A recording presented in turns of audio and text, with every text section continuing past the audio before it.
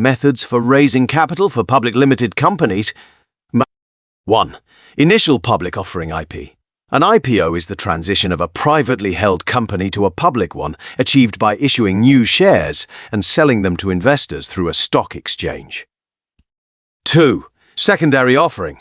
PLCs have secondary offerings, more shares in follow-on offerings to the public and discounted shares for existing shareholders in rights issues. 3. Debt financing. PLCs raise capital through debt instruments like bonds, which investors purchase. The company makes interest payments and repays the principal at maturity, offering an alternative to equity financing for funding operations or projects. Right? 4. Preferred stock issuance. PLCs issue preferred stock, offering fixed dividends and priority in liquidation. It raises capital without diluting common shareholders' equity.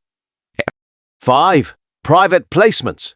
PLCs often conduct private placements, selling shares or securities to a chosen group of private investors or institutions, allowing them to raise capital with fewer regulatory requirements compared to a public offering.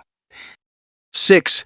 Venture capital and private equity. PLCs seeking growth capital can partner with venture capital or private equity firms trading ownership stakes for funding, with private equity often involving active management and strategy input. 7. Retained earnings. PLCs can make use of retained earnings, which are profits not paid out as dividends, to fund internal growth and development by reinvesting them into the company. 8. Asset sales.